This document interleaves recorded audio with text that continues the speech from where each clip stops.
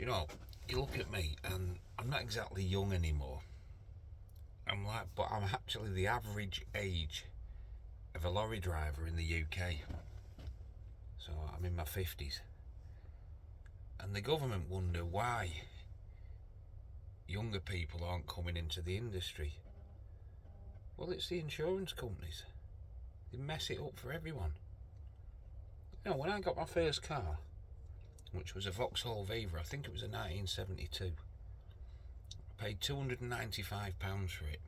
The insurance was also around about £295, which I thought was expensive at the time, but nothing compared to the eye-watering figures that young people have to fork out now if they want to drive. They go and get themselves a driving licence, so they work really hard to get that.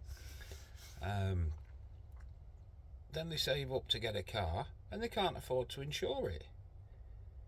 And then they think, I know, I'll become an HGV driver, but they've got no experience on the roads whatsoever.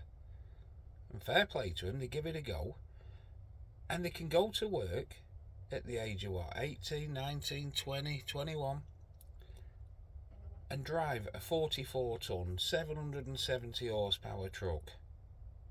But they've got to get to work on a bus. They've got to use public transport because they can't afford the insurance on a car. And, you know, I mean, it spoils it. I mean, what do young people do nowadays? I mean, I loved it. I had my Vauxhall Viva. Brilliant car. Loads of room in the back, especially during mating season. I mean, it's fantastic.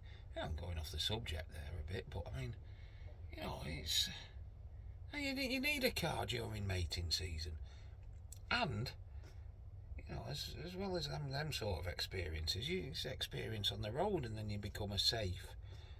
Well, I won't go as far as law-abiding lorry driver, you know what I mean? I'm trying to sort of thinking of myself here.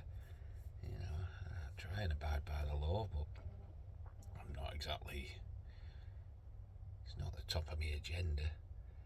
You know, I've often driven a lorry with the fuse out, with the wire on, and we had vans to put in a magnet on, and yeah, I've done all the sort of tricks. But anyway, I'm safe though. I'm a safe lorry driver. But I'm only a safe lorry driver because I had all that experience when I was younger, rallying around in my Vauxhall Viva. And that's another thing.